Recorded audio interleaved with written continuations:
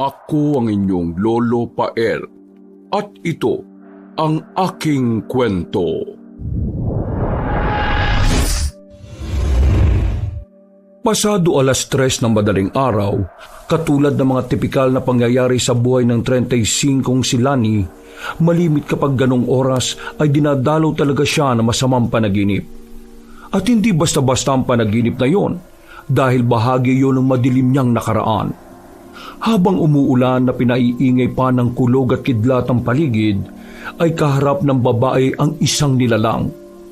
Malaking tao yon, brusko, pulido ang pangangatawan na halatang batak sa mabibigat na gawain.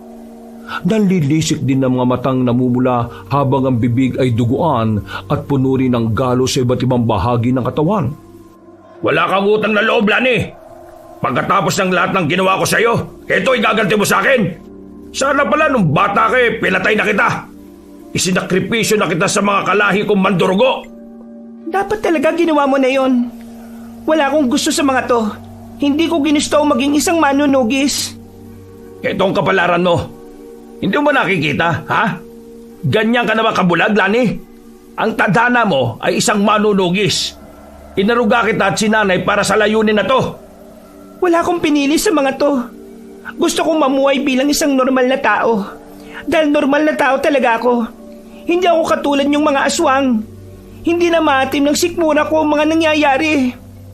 Kung alam ko lang na tatraydorin mo ako ng ganito, dapat ginawa na lang kitang kauri namin. Bakit hindi mo pa ginawa? Para noon ko pa sana tinapos ang buhay ko. Tampalasan ka talagang babae ka! Makinig ka, Pinonong Castor. Nagpapasalamat ako sa lahat ng mga ginawa mo sa akin simula nung bata pa ako. Sa lahat ng pag-aaragwa mo at pagtuturo sa akin kung paano ipagtanggol ang sarili. Pero hindi ito ang gusto kong mangyari sa buhay ko. Gusto kong mamuhay bilang isang normal at tipikal na tao. Kung hadlangan mo pa ako ngayon, hindi lang yan ang mangyayari sa iyo o sa inyong lahat. Lahat ng hadlang sa akin, hindi ako mangingiming patayin kayo. Kaya wag nyo na akong susundan pa. Isang hakbang mo papalayo, Lani. At sisiguraduhin kung hindi ka na makakalis ng buhay. Hindi nakinig ang dalaga. Sa gitna ng malakas na buhos ng ulan na sinasabayan pa ng kulog at kidlat, ay nagsimula na siyang humakbang palayo.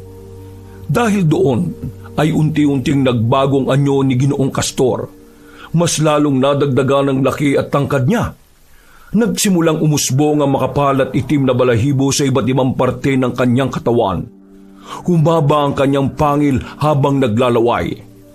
Mas tumalim at namula din ang mga mata na parang nagliliyab. Pati ang mga kuko nito ay mas humaba at mas tumalim na handang-handa ng manalakay. Bumalik ka rito, babae ka! Hindi natinag si Lani. Tuloy-tuloy lang siya sa paglalakad palayo. Kaya sinalakay siya ng galit na mandurugo.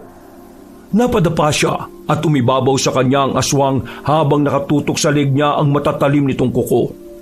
Kitang-kita sa ilatsa ng mukha ng halimaw ang tindi ng galit habang dahan-dahang idinidiin ang kuko sa kanyang leeg. Nagkaroon si Lani ng maliliit na sugat at kagad na tumagas ang dugo roon. Ituloy mo na! Patayin mo na ako! At ihandog mo na ang ulo ko sa mga kalahi mo! Siguradong ikakatuwa nila yon! Sa sobrang galit ay napasigaw na lang ang mandurugo. Saka umalis sa ibabaw ni Lani. Makailang beses yung sumigaw ng sumigaw habang ang dalaga ay tumayo na at naglakad na palayo na hindi lumilingon sa pinanggalingan. Mabuti na lang din ay umuulan, kaya hindi nakita ang pagpatak ng mga luha ng dalaga habang patuloy sa paglalakad. Masakit man din para sa kanya, pero kailangan niyang gawin yon dahil alam niyang ito ang tama. Pagmulat ng mga mata ay kagad napabangon si Lani sa kinahihigaang kama. Sa kanya lang din napagtanto na lumuluha nga pala talaga siya katulad ng nasa panaginip. Lumingon siya sa kanan kung saan ay nakita niya ang isang taong ka-live-in partner niya na si Lucio. Mahimbing ang tulog ng gwapong lalaki kaya hindi na niya inabala pa. Pinunasan niya ang luha at saka nagpunta sa kusina para uminom ng tubig. Pagkatapos ay nagtungo siya sa banyo at tumarap sa salamin. Hindi na ikaw ang taong yon, Lani. 10 taong ka nang namumuhay bilang isang normal at tipikal na dalaga. Gumiti siya ng pilit, bago nagilamos at bumalik sa kwarto para tabihan ulit ang ka-live-in partner. 10 taon ang nakalipas ay napadpad si Lani sa Maynila. Magmula nang umalis siya sa poder ni Ginoong Castor at ng mga mandurugo. Doon ay nagsimula siyang mamuhay bilang isang normal na dalaga. Nagtrabaho ng marangal at sinulit niya talaga ang pagiging malaya hanggang sa makilala na nga niya si Lucio. Pareho na silang 30 anyos noon at dahil kwela kahit medyo may kayabangan ay naging palagay agad ang loob ng dalaga sa binata. Nagkamabutihan sila at ngayon ay 5 taon nang magkasintahan. Pero 1 taon pa lang sila ngayon na naging mag-live-in partner. Maraming beses nang nagparamdam ang kanyang boyfriend patungkol sa pagpapakasal pero alam niya sa sarili na hindi pa siya handa. Pakiramdam kasi ng dalaga ay meron pa siyang kailangang ayusin sa sarili bago tuluyang makipag-isang dibdib kay Lucio. At alam niya kung ano ang bagay na yon. Pagkatapos maisip ang mga bagay na yon ay pinagmasdan niya ang lalaking nahihimbing pa rin sa pagtulog. Pagkalaon ay niyakap niya yon ng mahigpit bago matulog na rin ulit. Kinabukasan ay hindi na mapakali si Lani dahil anong oras na ay hindi pa rin tapos mag-asikaso si Lucio. Ang usapan kasi nila ay 1:00 ng hapon dapat nakalis na sila ng bahay sapagkat malayo-layo ang kanilang pupuntahang probinsya. Dadalo kasi ang dalawa sa kasal ng pinsan ni Lucio na si Ryan. Abay pa naman sila pareho kaya dapat kahit kinabukasan ng kasal ay magpunta na kagad sila ngayon. Lucio, mahal, bilisan mo naman. Anong oras na Diyos ko, mag-aalas 2 na ng hapon. Kalma ka lang dyan, mahal. Kausap ko lang si Tan dahil may inasikaso kaming importanteng bagay. Nakakaya sa pinsan mo kung magiging pa-importante tayo pareho. Katulad nga ng sinabi ko, kumalma ka lang. Ikaw naman nakaimpake na naman ng mga gamit natin eh. Ito kasing Tan na to, pwede namang gawin niya na muna yung mag-isa. Kailangan palaging may tulong ni Lucio. Paano na lang kung wala kami, ha? Huwag ka nang manermon. Papangit ka niyan, sige ka. Umirap-irap na ang dalaga at bumaling naman sa matalik na kaibigan ng kanyang asawang si Tan na pansamantalang nakatira sa kanilang bahay. Hindi na umimik ang nasabing lalaki. Naglakad na lang yung papunta sa kusina para hindi na mapansin pa ni Lani. Napailing naman si Lucio habang napapangiti matapos marinig ang sinabi ng kanyang ka-live-in partner. Mahal, huwag kang masyadong harsh sa best friend ko. Wala akong pake, no? Pag-untugin ko pa kayong dalawa ng best friend mo na yan eh.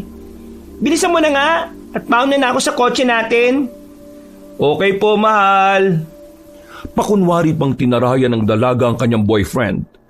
Dahil doon ay napailing na lang ulit ang gwapong binata habang pinagmamasdan ng asawa na papalabas ng bahay. Pagkatapos no'y kinuha na nga ng lalaki ang mga maleta nila sa kwarto at saka ito hinatak. Dumiretso muna yun sa kusina para kausapin si Tan na nagluluto na ng merienda. Nakinig lang si Lani mula sa kotse dahil may bintana sa kusina na abot sa kung nasaan siya. Tol, ikaw na muna maiwan dito sa bahay ha. Ikaw nang bahala. Hanggang Linggo kami ron sa Nueva Ecija. Pagpasyensyahan mo na rin dyan si Lani ha. Alam mo naman ganyan talaga yan kapag nagmamadali eh. Hoy! Narinig ko kayo rito. Pag-uuntugin ko talaga kayo kapag may sinabi kayong hindi maganda sa akin. Wala pa nga kaming sinasabi, mahal eh. Ay naku, bilisan mo na dyan, mahal. Baka gabi na tayo masyado sa biyahe. Tan, ikaw na bahala dito sa bahay ha. Kapag dinala mo yung girlfriend mo rito, huwag kayong maghaharutan sa kama namin ni Lucio. Ngumiti-ngiti lang si Tan bago makipag-face bomb sa kanyang best friend. At pagkatapos makapagpaalam ay lumabas na nga rin kagad ng bahay si Lucio at inilagay sa compartment ang mga maleta. Pagpasok niya ng sasakyan ay nakita niyang nakangiti na ang kanyang ka-live-in partner. Kaya napangiti na rin siya bago magsalita habang binubuhay ang makina ng kotse. Mas lalo kang gumaganda, mahal, kapag nakangiti ka. Kaya huwag ka na magsusungit ha. Nagsusungit lang naman ako kapag ganito eh. Tsaka biro lang naman yung mga sinabi ko kay Tan. Alam rin naman niya yon. Alam ko naman yon. Kaya nga love na love kita eh. Pakis nga. Mamaya ka na magkiss-kiss-kiss dyan. Bilisan mo na. Dahil kapag ako nainis, iiwan kita rito. Mag-isa ako magbabiyahe. Eto na po, mahal kong Reyna. Sige na po. Nang mabuhay na ang makina ng sasakyan, ay nagbiyahe na nga kagad sila pasado 12:30 ng hapon. Mabuti na lang din na hindi masyadong traffic kaya mabilis na nakalabas ng Metro Manila ang magkasintahan. Excited sila lalo na si Lucio dahil ito kasi talaga ang unang beses ng lalaki na makakapunta sa Nueva Ecija. Medyo tahimik naman si Lani dahil malapit sa mga lugar na yun ang kinukublihan ng mga mandurugo at ni Ginoong Castor na kumupkup sa kanya noon. Alam niya naman na walang mangyayaring masama dahil 10 taon magmula nang umalis siya ay wala na siyang nabalitaan pa sa mga yon. Ni isang beses din na hindi siya ginulo ng ama-amahan kahit pa ng mga tauhan nito. Kaya kahit papaano ay kampante rin ang dalaga. Yun nga lang medyo malungkot dahil nga sa naaalala niya tuloy yon bigla. Hindi naman siya nagsisisi na umalis sa poder ng mga mandurugo. Pero alam niya sa sarili na para tuluyang makalaya sa sariling kalungkutan ay kailangan niya ng tamang closure. Para na rin matanggap na niya ang pagpapakasal na matagal nang ipinaramdam ng kanyang boyfriend. Matapos maisip at maalala mga yon, ay napabuntong hininga si Lani habang nakatanaw sa labas. Grabe mahal, ang lalim ng buntong hininga mo ah. Parang kasing lalim ng Pacific Ocean yan ah. May naalala lang ako bigla. Oh, ano naman yun? Wala. Tungkol sa kasal ng pinsan mo. Sana hindi tayo gabihin masyado, no? Huwag tayong magmadali, mahal. Bukas pa naman ng hapon yung kasal kaya okay lang kung gabihin tayo. O kahit nga bukas na tayo ng umaga eh. Pwede pa naman. Nahiya kasi ako sa pinsan mo eh. Ay nako, huwag kang mahiya ron kay Ryan at saka kay Judith, no? Mababait ang mga yon, promise. Makakarating din naman tayo ron, kaya relax ka lang dyan, mahal. Okay, sabi mo eh. Sa katunayan ay matagal na silang pinabibisita roon, kaya lang ay wala rin talaga silang masyadong oras dahil parehong busy sa pagtatrabaho. Nag-leave lang sila ngayon upang makadalo sa nasabing kasal.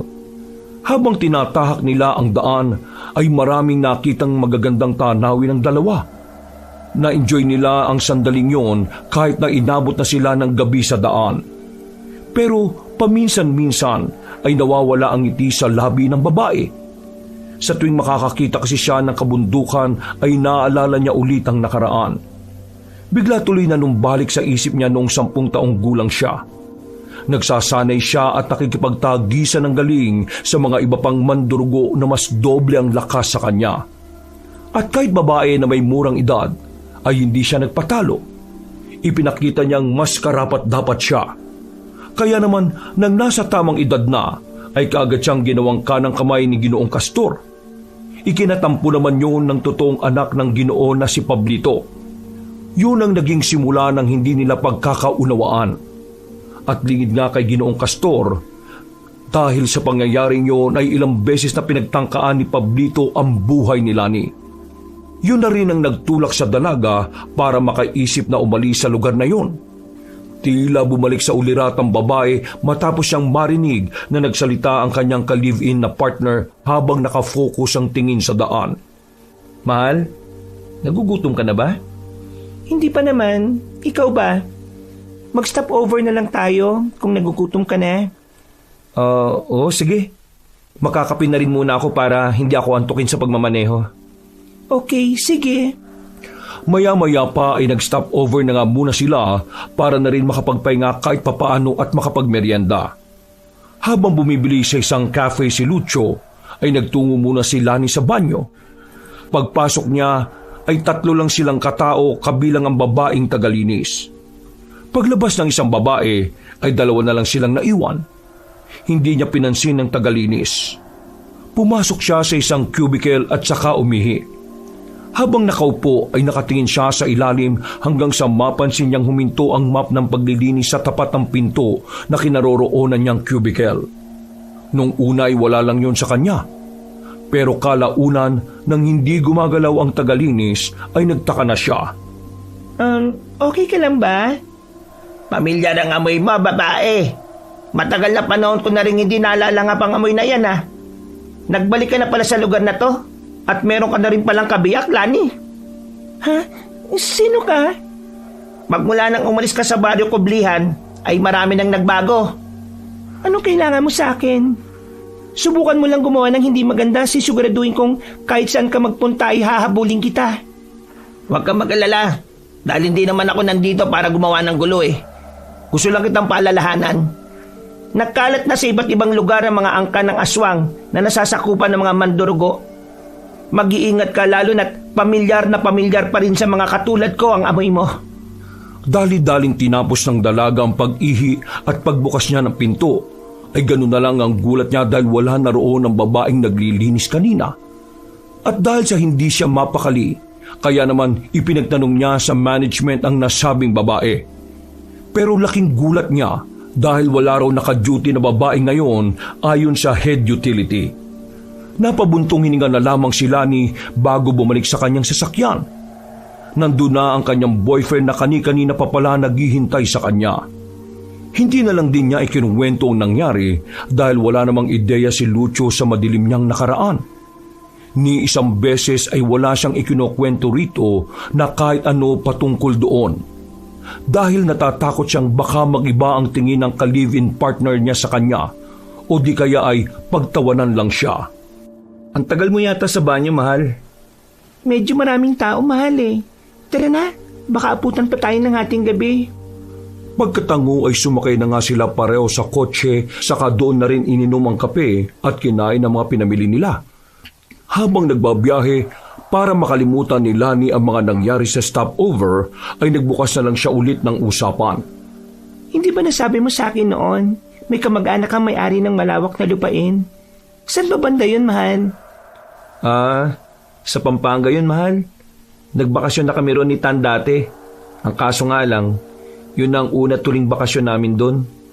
Di ba nga nakwento ko sa'yo na nagkaroon ng alitan ng mga kamag-anakan ko kaya yun, hindi na talaga ako nakapunta doon. Ang alam ko nga, nabenta na yun eh. Sayang yun ah. Oo nga. Alam mo ba, kung nagkataon eh, di sana may dinadalaw-dalaw tayo ron. Baka sa akin pa sana pinamana yun ng lolo ko eh, dahil paborito ko nun. Napakaganda pa naman ng bahay na yun. Parang mansyon akong tutuusin. Huwag ka mag-alala. Magkakaroon din tayo ng magandang bahay para sa mabubuo nating pamilya. Magdilang anghel ka nga sana, mahal. Kapag nanalo tayo sa loto, hindi lang isang mansyon ang bibiling ko, kundi 3. Nick, paano naman tayo mananalo sa loto? Hindi ka naman nataya. Yun nga eh. Para pala tayong nasuntok sa buwan, mahal. Nagtawanan ng dalawa pagkatapos sa mga pinagsasasabi nilang yon. Ilang saglit pa ay saglit na minasdan ng lalaki ang kanyang asawa bago muling mag-focus sa pagdadrive. Inabot na nga sila ng malalim na gabi at habang nakatanaw sa labas ay muling sumagi sa isip ni Lani ang nakainkwentro kanina sa stopover. Medyo nawala na naman tuloy siya sa focus pero pinilit niya ang sarili na hindi na maisip pa ang tungkol sa bagay na yon. Ganun pa man, ay alerto pa rin siya dahil katulad ng sinabi ng babae sa stopover ay naglipanan na sa lalawigan ng mga aswang. Pinagmasdan na lang ni Lani ng pasimple si Lucio na abala pa rin sa pagmamaneho habang sumisipol-sipol. Napangiti siya matapos maalala rin ang tungkol sa pagiging mabait ng lalaki sa kanya. Bago pa man niya makilala noon ng ka-live-in partner, ay kilala na talaga yon ng karamihan dahil sa pagiging gwapo, matipuno at matangkad. Bukod doon, ay kilala rin talaga ang lalaki sa pagiging mayabang at maangas dahil nga sa itsura. Alam ni Lani sa sarili na marami rin siyang kakompetensya pagdating sa pagmamahal at itsura. Pero isa sa pinapasalamat niya sa Diyos ay ang pagpili sa kanya ni Lucio. Marami nga rin nagtataka dahil na in love ang katulad ni Lucio sa kanya. Kaya maswerte talaga si Lani. Ramdam na ramdam niya kasi ang totoong pagmamahal sa kanya ng lalaki. Mahal, baka matunaw naman ako sa kakatitig mo ha. Nai-inlove ka na naman no. Ano naman kung na-inlove ako sa'yo? May magagawa ka ba? Wala. Gustong gusto ko nga yan eh. Salamat sa pagpaparamdam mo sa akin na mahal mo talaga ako ha. Ang cheesy naman ng mga sinabi ko. Parang di bagay sa akin. Bulero ka pa rin talaga hanggang ngayon. Hindi yun pambobola ah. Totoo kaya yun? Bakit tumatawa-tawa ka dyan? Siguro totoong binobola mo lang ako, no? Ay nako, kapag nalaman ko lang talaga na tumutulad ka dyan sa best friend mo, humanda kayong dalawa sa akin. Ikaw naman, mahal. Alam mo namang ikaw lang ang mahal ko eh. Mahal kita, no? Hindi yan bola. Promise. Kitang-kita naman sa mukha ni Lani ang pagkakilig, pero hindi niya masyadong pinahalata. Pakunwari pa ang babae na umiismid-ismid para makarami pa ng paglalambing sa kanyang ka-live-in partner. Kaya nang mapansin siya ni Lucio, ay pasimple siyang hinarot-harot noon sa pamamagitan ng pagkiliti. Hanggang sa natigilan lang sila na may biglang tumawid na pusang itim. Dali-daling na preno ng gwapong lalaki ang sasakyan at kamuntikan pa silang mauntog pareho. Balakas at biglaan kasi ang paghinto ng kotse. Pagkalaunay, kagad nilang pinagmasdan ng isa't isa bago sabay ding nagbalik tingin sa harap. Anong nangyari, mahal? Bakit ka biglang nagpreno? May dumaan na hayop eh. Hindi ko alam kung pusa o ano. Ayos ka lang ba, mahal? Ayos lang, ikaw ba? Okay lang din naman ako. Natigilan na ang lalaki dahil napansin na niya ang sinasabing hayop na kamuntikan nga nilang masagasaan. Isa tong pusang itim na may kumikinang-kinang na mga mata dahil sa refleksyon ng headlights. Napalingon din doon si Lani at ang makita niya rin ang nasabing pusa ay pinagmasdan niya itong mabuti. Sinuri ang kabuuan nito kung isa bang aswang o ordinaryong hayop. Samantala, si Lucio naman ay napa-sign of the cross bago i-unlock ang pinto sa gilid niya.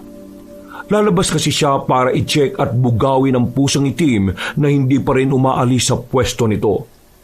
Mahal, dito ka lang ha? Lalabas ka? Oo, sana eh. Bubugawin ko lang yung pusa. Huwag ka nang lumabas. Huwag mo nang bugawin. Sagasaan lang dahil napakadilim sa labas, mahal. Ha? Sagasaan? Seryoso ka ba sa sinasabi mo, mahal? Inosenteng hayop yan. Hindi ka sigurado, mahal. Hindi ka sigurado, mahal, kung totoong pusang itim yan o hindi. Baka aswang yan. Ha? Aswang? Mahal, hindi na uso ang aswang-aswang sa panahon ngayon. Ikaw talaga oh. Huwag ka mag-alala, bubugawin ko lang. Kalma ka lang dyan, mahal. Hinawakan ni Lani sa braso si Lucio kaya hindi kagad yun nakalabas. Sabay nilang nilibot ng tingin ang madilim na kapaligiran hanggang sa alisin ng lalaki ang pagkakakapit ng kamay niya. Pagkatapos noon, ay dali-dali yung lumabas ng kotse at kinausap na parang tao ang pusang itim bago ito bugawin. Nakalingon lang kasi si Lani habang alerto pa rin sa buong paligid. Hindi niya kasi masiguro kung aswang nga ba o hindi ang pusa dahil wala naman siyang nararamdamang kakaiba. At para rin makasiguro ay lumabas na siya ng kotse saka sumunod sa ka-live-in partner na kinakausap na ang hayop na parang tao. At habang ginagawa yun ni Lucio, ay nakatitigan naman ni Lani ang pusang itim.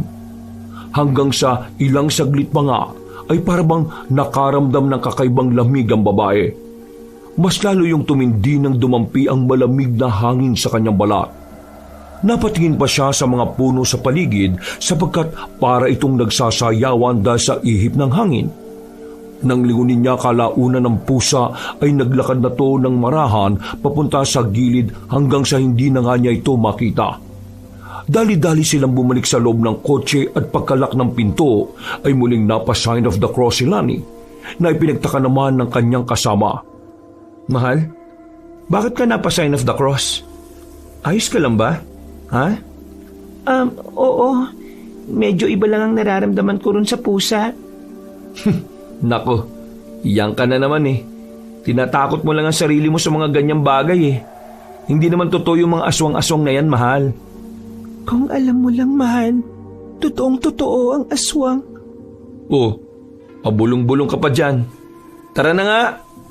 Napangiti na lang ang balingkinitang babae matapos yung bigkasin ng kanyang ka-live-in partner. Pagkalaunay, kagad pinaharurot ni Lucio ang sasakyan hanggang sa makalayo sila sa lugar na yun. Natanaw pa ni Lani ang nasabing pusang itim mula sa hindi kalayuan pero hindi na niya ipinalata sa ka-live-in partner ang tungkol sa bagay na yon. Naalala na naman tuloy niya ang sinabi ng babaeng tagalinis patungkol sa mga aswang na naglipa na ngayon sa lugar na yon. Napabulong na naman tuloy siya sa sarili habang nakatanaw sa madilim na labas. Mukhang totoo nga yung sinasabi ng babaeng yun Paano pinahintulutan ni Tatay Castor na magkalat ang mga aswang sa iba't ibang lugar dito sa probinsya? Tuluyan na ba siyang nilamon ng kasamaan? Makalipas ang ilang saglit, ay napalingon nga si Lani sa kanyang relo dahil nakadama na siya ng pangangalam ng sikmura. Napansin niya rin na tila inaantok-antok na nga rin ang kasama niya, kaya binalingan niya yon at tinapik sa hita. Napabuntungin nga si Lucio sa kangumiti, habang nakafocus pa rin ang tingin sa daan. Pagkuwan ay bigla niyang tinalakay ang tungkol sa nasabing hayop kanina. Mahal, bakit nga pala gusto mong pasagasaan yung hayop kanina? Baka nga kasi aswang. Naniniwala ka talaga sa aswang? Oo, doon kasi sa amin, uso yun Ha? Talaga? Pero pusa lang naman talaga yung nakita natin kanina, di ba? Tsaka malay natin, may may-ari pala nun. Pusa lang naman yun, mahal. Kung masasagasaan man natin, hindi naman siguro kawalan dahil nga pusa lang yun. Uy, wag mong nilalang ang mga pusa Protektor natin ang mga yan laban sa bad spirits. O kung minsan nga sa mga sakit-sakit. O kaya sa mga trahedya at iba pa. Well, may punto ka rin naman sa mga sinasabi mo, mahal. Pero teka, maiba tayo. Napansin ko na parang inaantok ka na Siguro magpahinga na muna tayo. Pumanok ka ng madadaanan nating motel kahit na anong panuluyan. Ha? Sigurado ka? Kanina, di ba nagmamadali ka? Iba ka nga kamamadali natin imbis na makarating tayo doon agad. Lalo lang magkaaberya. Aga na lang natin sa pag-alis o kahit mga 3 oras na makapagpahinga ka lang. Para kasing hindi umubra sa'yo yung kape Sigurado ka ba talaga Oo nga.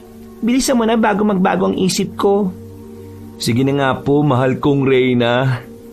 Pagkangiti ay tahimik na silang nagbiyahe hanggang sa mapahinto saglit ang kotse dahil sa mga nakatigil na ilan pang sasakyan sa harapan nila.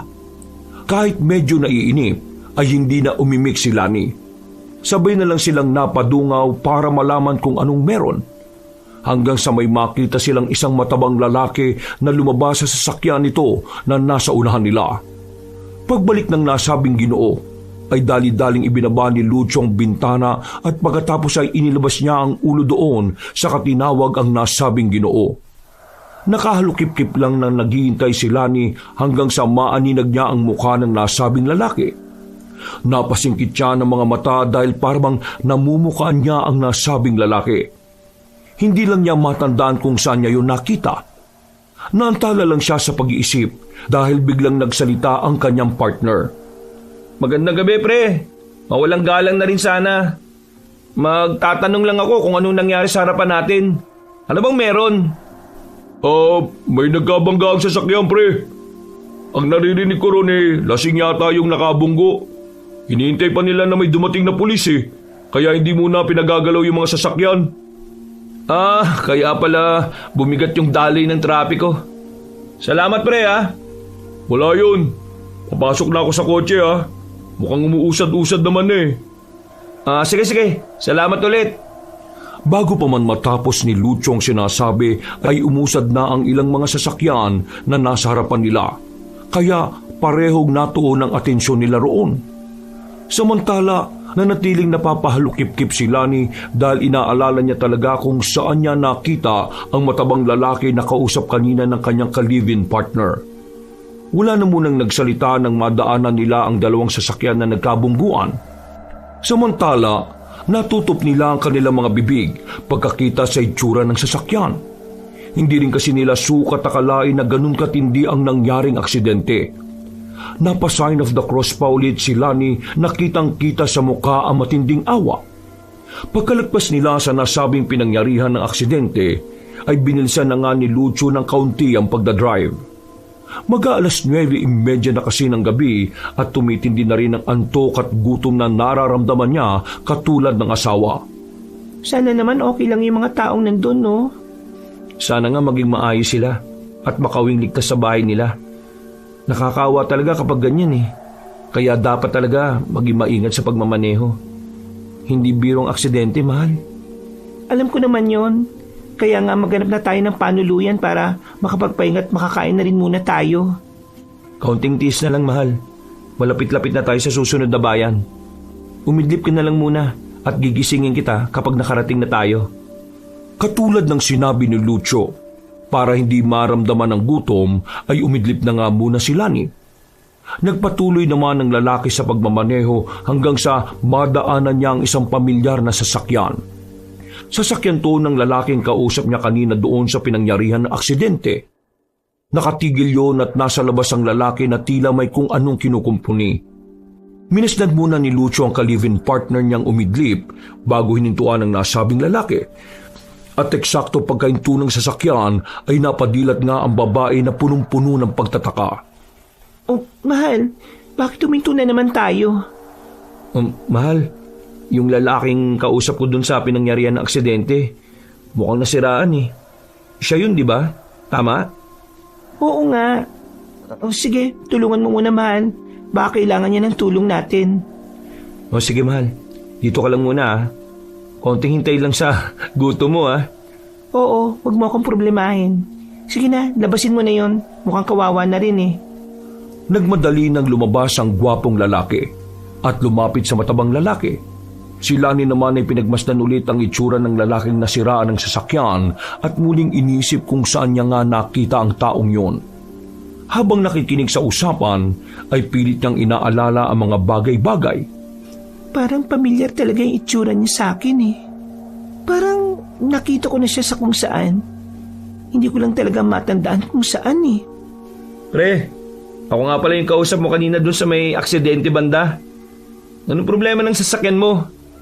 Ay, siya nga pala. Lucio nga pala pangalan ko. Tapos yung partner ko, yung nandun sa kotse, siya si Lani. May tutulong ba ako dyan? Ayun! Mabutit may huminto rin sa akin. Yung iba kasing sasakyan dinadaan-daanan lang ako nung nahingi ako ng tulong. Ay, ako nga pala si Pablito. At salamat talaga dahil hinintuan niyo ako. Pablito? Narinig ko na yung pangalan na yun ah. Ah, ganun ba? Pablito, ano bang pwede kong itulong? Ang totoo niyan, hindi ko rin alam kung bakit tumigil tong kotse ko eh. Pero malapit naman ang baryo namin, 1 kilometro na lang. Kung okay lang naman sa'yo, pwede bang magpahatak na lang ng sasakyan? Tatanong ko lang muna sa girlfriend ko ah. Medyo nagmamadali rin kasi kami. Naghahanap ng matutuluyan para makapagpahinga saglit. Ah, ganun ba? Naku sige, huwag na kayo magabala. Baka makaistorbo pa ako sa inyo. Mahal, wala namang problema kung hatakin mo. Magpapahinga na rin naman tayo, di ba? Okay lang yun sa akin. Uy, salamat ah. Saan ba pala yung punta nyo para kung sakali makabawi naman ako sa inyo? Sa Pari, doon kami pupunta.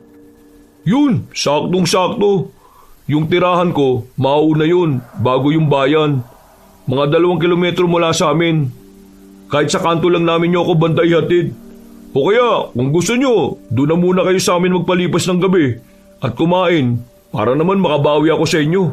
Yun kung ayos lang sa inyo. Ano mahal, okay lang ba sa iyo yon? Sige na, umayag na kayo. Para naman, yun na lang yung bayad ko sa pagtulong nyo sa akin. Naku, pasensya na. Ihatid ka na lang siguro namin ng asawa ko. Pero maghanap na lang kami ng motel na matutuluyan. Nakakaya din kasi kung sa bahay pa kami ng estranghero makikipanuloy eh. Hindi na kami magiging komportable. Ah, ganun ba? O sige, kayong bahala.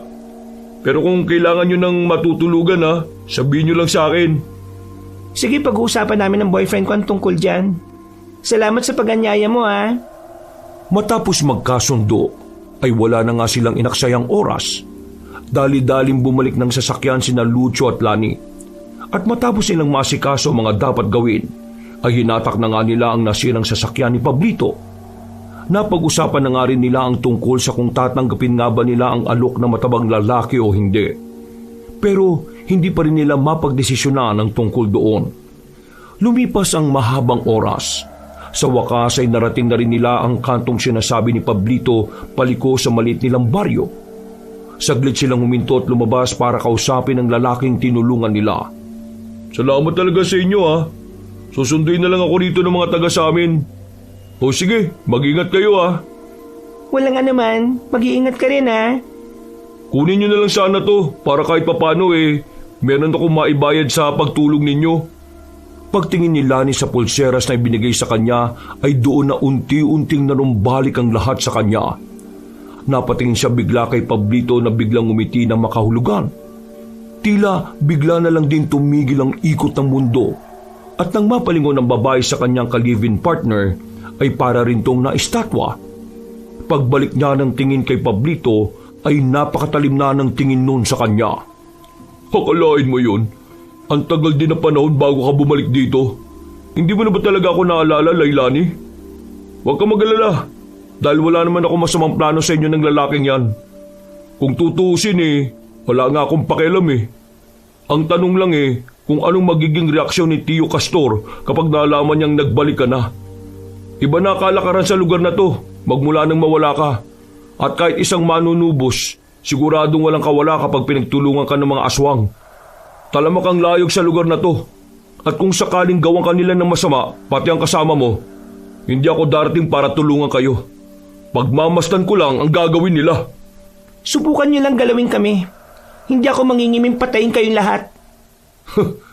Talamak ang layog sa lugar na to. At kung sakaling gawang kanila ng masama, pati ang kasama mo, hindi ako darating para tulungan kayo. Pagmamasdan ko lang ang gagawin nila. Ano ko ba? Paulit-ulit. Wag mo akong hamunin ha. Mahal? Ayos ka lang ba? Okay lang ba kayo? Natigilan si Lani ng tila biglang bumalik sa normal ang lahat matapos siyang marinig ang boses ni Lucio. Nang muli siyang mapalingon kay Pablito ay nakangiti lang yung sa kanilang dalawa habang hawak niya ang pulseras na inabot noon.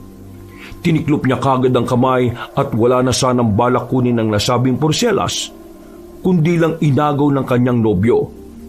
Hey, salamat dito Ang bait mo naman, Pablito. Salamat din ulit sa inyo. Sana magkita pa tayo sa susunod para ako naman ang makabawi sa inyong dalawa. Siya nga pala, magmadali na kayo dahil nasa 6 na kilometro pa yata yung susunod na bayan Ang payo ko lang mag-ingat-ingat kayo kasi kapag ganitong oras laganap ang mga hindi pangkaraniwang bagay, lalo na sa mga ganitong lugar. Makakaasa ka. Ikaw rin, mag-ingat ka. At sana nga magkita pa tayo ulit. Saka doon ka na bumawi kapag pareho na tayong mga hindi abala. Pagkatapos ng mga katagang yun, ay sabay na nga bumalik sina Lucio at Lani sa kanilang sasakyan. Pero hindi pa rin mali sa isip ng babae ang tungkol sa nangyari kanina. At para mapalitan ng magaan na aurang loob ng sasakyan, ay nagpatugtog na lang muna ang babae.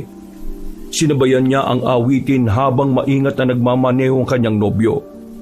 Pinilit niyang alisin sa isip ang mga nangyari hanggang sa mas lalo nang lumalim ang gabi. Habang nakafocus si Lucio sa pagmamaneho, ay tila ba biglang bumaba ang ulap at nabalot ng hamog ang kapaligiran. Binagalan niya ang pagmamaneho hanggang sa makarinig na nga sila ng malakas na sigaw ng tao mula sa hindi kalayuan. Pansamantalang inihinto ng gwapong lalaki ang sasakyan pero hindi siya pinatigil ni Lani. Hindi mo ba narinig yung sigaw na yun, mahal? Parang may taong humihingi ng saklolo Narinig ko yon, kaya nga huwag ka nang huminto. Delikado kung lalabas pa tayo. Makinig ka na lang sa akin, mahal, pakiusap. Magpatuloy ka na lang at bagalan ng kaunti ang pagmamaneho dahil medyo mahamog. Nasa na ba tayo, banda? Hindi ko rin alam pero dapat makalis tayo sa hamog na ito. Hindi pa man natatapos ni Lani ang pagsasalita, ay nakarinig na naman sila ng malakas na sigaw ng taong humihingi ng saklolo. Kasunod noon ay isang malakas na pagaspas ng tila malaking ibon ang dumaan sa ibabaw nila. Dinig na dinig din nila yon, kaya mas lalong kinutubahan ng babae. Lalo na nang mapansin niya ang anino ng gumagawa ng pagaspas. Hindi niya lang masabi sa ka-live-in partner pero sigurado na siyang hindi yun ordinaryong ibon kundi isang aswang. Ibon ba yun? Bilisan mo na lang, mahal. Ilang minuto nang mawala ang makapal na hamog ay nawala na rin ang sigaw na naririnig nila maging ang pagaspas ng inaakalang malaking ibon ni Lucio. Nagmasid-masid na si Lani sa paligid dahil alam niya na may mga nakaabang ng aswang na naghihintay lang para masilo sila. Nakikiramdam lang siya, pero handa na rin siyang umaksyon sa oras na meron sa kanilang sumalakay. Mabuti na lang din ay meron silang nadaan ng lumang panuluyan. Hindi na sana hihinto ang gwapong lalaki, kaya lang ay wala na rin naman silang pagpipilian. Kahit iba ang pakiramdam ng babae sa lugar na yon, ay mas inisip niya na lang din ang kalagayan ng boyfriend. Halata na rin kasi ang antok sa mga mata nun. Okay na siguro dito, mahal. Okay, pero dun sa sinasabing bayan ni Pablito, mas marami kang mapipili ang tulugan dun at saka kainan. Okay lang sa'yo rito? Inaantok ka na kasi eh. Okay na rito. Ang malaga naman eh, makaidlip ka. Anong ako lang ang iidlip? Siyempre tayong dalawa, no? Oo nga. Uy, mahal. May kainan din pala rito, yo. Kapag nakakuha na tayo ng kwarto, mag-order na rin ako ng pagkain natin. Kahit nag-aalangan ay hindi pa umalma si Lani sapagkat ramdam niya na rin ang matinding gutom. Pagka-park at paglabas nila ng kotse, ay pasimple ulit nagmasid-masid ang babae sa paligid. Wala naman siyang napansin na kakaiba.